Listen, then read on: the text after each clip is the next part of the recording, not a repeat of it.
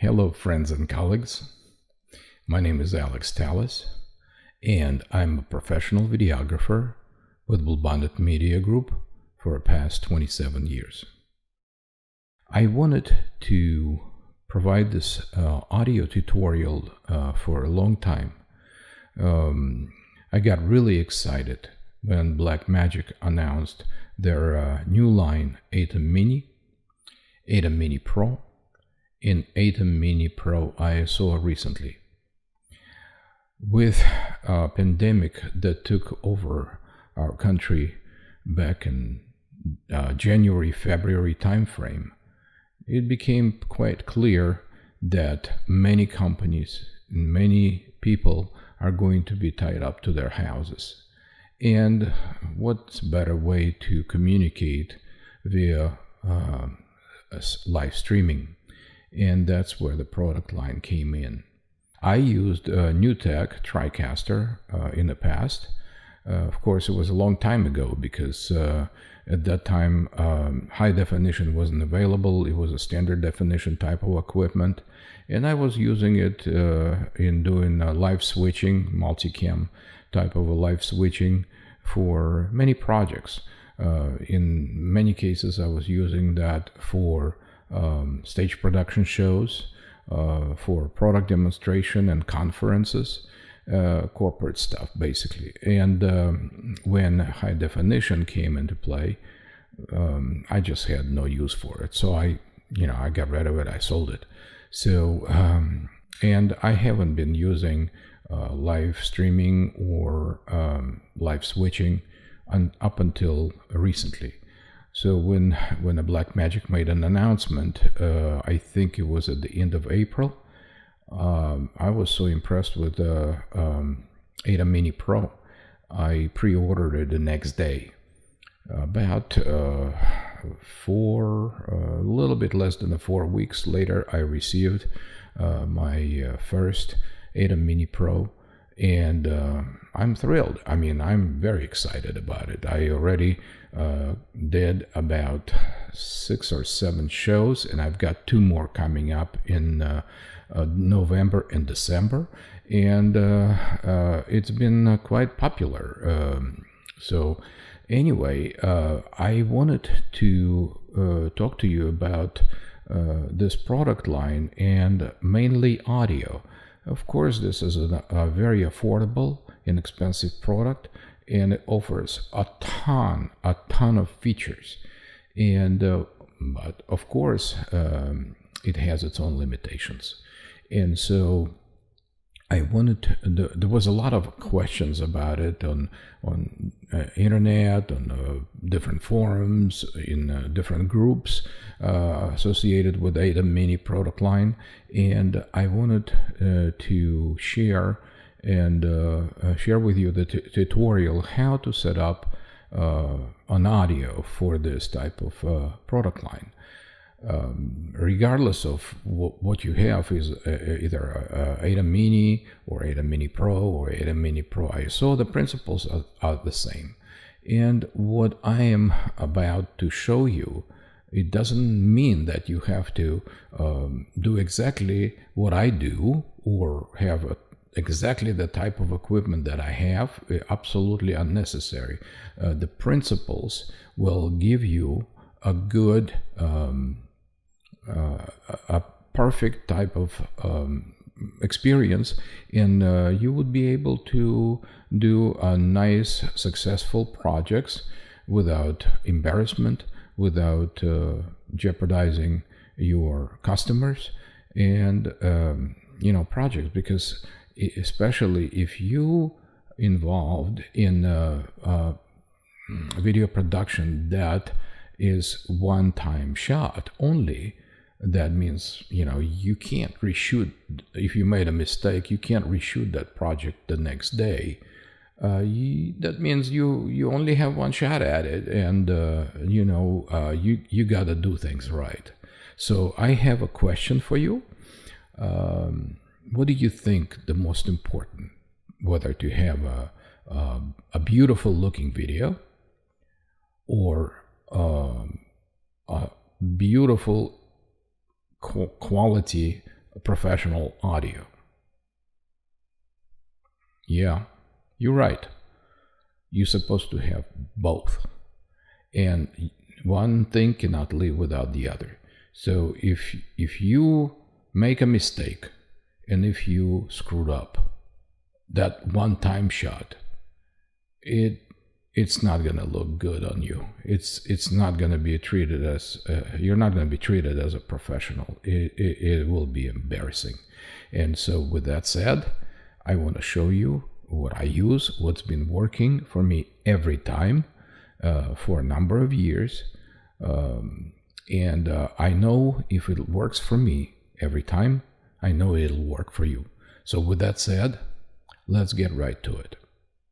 Okay, I wanted to show you some goodies that I have in this little bag when I go to a field to record a show or any type of a corporate project, stage production show, or product demonstration, or any other type of production. I always take my audio case with me because it's loaded with different type of adapters, and I don't mind carry this extra weight because when I get there, I never know the type of equipment house mixer would have, and or what type of connectors I may need to attach it to my equipment. So I carry all this stuff with me, and I have everything that I need or might possibly need for this type of event. So let's start with XLR. It's a single female XLR to splits that two XLRs as well. So if they're not giving me a stereo right and left channel, I'll just plug into one and then split it up so the sound will come out from both speakers. I also have a Sennheiser adapter. Those could be very handy depending on what you need to set up, and of course 1/4 inch to XLR here.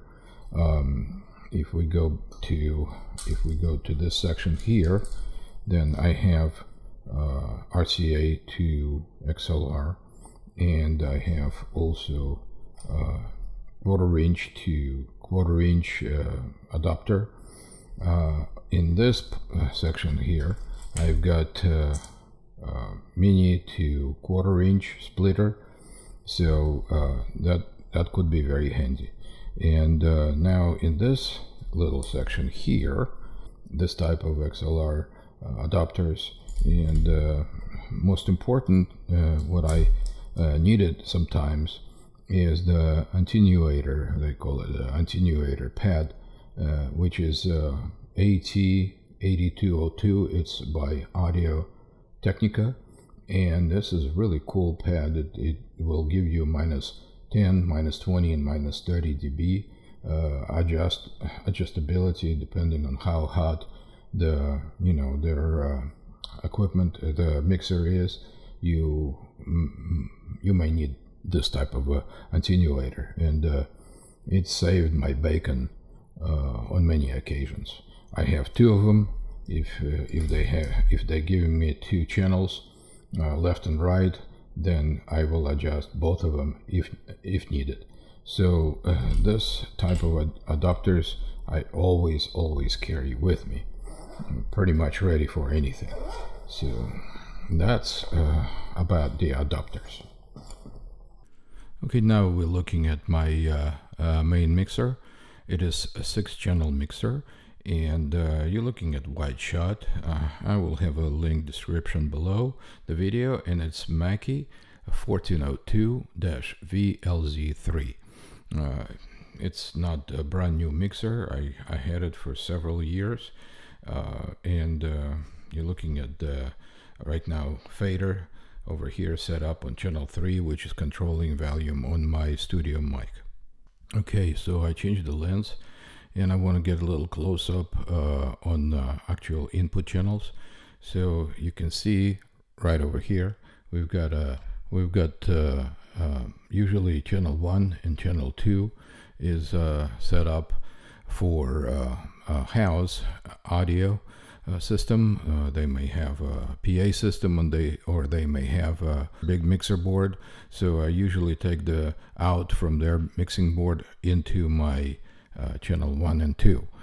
The reason I do that is because I'd like to have a sum control, which I don't know what their system is. It might be very hot, and so obviously I would be able to control it with my faders, just in case. Channel 3 right now is occupied by my studio mic, which I'm talking to you right now. Channel 4 is a wireless Sennheiser transmitter, and this one is a receiver sitting there. So I'm not using this wireless system right now. You can also see two open inputs. Sometimes, depending on the production that I'm doing, I may put another left and right XLR, which will go into iPad or an iPhone, so I can get a background sound if I wanted to, or anything else if the customer wants to do it too. So that's pretty much as far as inputs go. The first output on this mixer is an RCA right here, which is set up as a main out. It is a tape out input. You can see the label on it, slightly covered by a number, but it is a tape output, and it's an RCA cable that is going from my tape out mixer into my Atem Mini Pro channel mic 1 input, and that's basically what's giving me all the sound going through Atem Mini Pro. Okay, let's take a look what we have in the back of the mixer. So there are two main outs in XLR type of connectors that I have connected right now, and those XLR right and left are going directly into my camera. So I will show it to you in the camera how it's connected. Okay, so right now you can see the control panel of my XLR1 connected to my GH5, and here you can obviously set up however you want to control the audio on the camera. So let me show you the other side now. XLR right and left connected to the input XLR channels. If you're recording with a camera, then you'll get an extra soundtrack with it inside the camera. Okay, with this type of settings, what you will get, basically like a triple redundancy, if you will. Why triple? Because first you're recording on cameras. That's one piece of mind. The second, you are streaming the video, so you will have a stream file. And the third, you are recording on a hard drive. So you'll get a triple redundancy for your stream. Why I call it triple redundancy the way I record my video projects is because one audio track will be recorded with a video camera if you are recording with video cameras. The second will be the stream that you are doing, and its streaming file will have a audio track, and the third is the hard drive that you're recording to. So you definitely protecting yourself three ways, and that's been working out okay for me, no problem, and I'm sure it'll work out well for you as well. Okay, I'm going to show you now the Atem software control panel. So you can see right now I have set up the media player, which is loaded with one image, a PNG file, which is right here. That's pretty much all I need for this little project. And now also I have a HyperDeck Mini setup, which is right over here in this area. It has some lower thirds and also has a video. If I wanted to play a video file, then my HyperDeck is on channel 3, and you can see it's playing a nice video file. I can also activate, while it's playing it, I can also activate my soundtrack, which is could be playing in the background. You can hear the soundtrack. So, and I'm actually controlling it with the faders on my mixer, and you know, once it's finished playing it, I can switch back to my camera 1, main camera. It's been working out very well. I'm excited about the product. It is really compact and beautifully designed. Atem Mini Pro. Obviously they have Atem Minis, and now they have Atem Mini Pro ISO, which is great. So I'm excited to see what they're going to introduce next. If you enjoyed this video, please activate like button on my YouTube channel, and then ring the bell if you want to be notified for upcoming future videos. Thank you so much, and have a great shoot, and have a good day. Bye bye.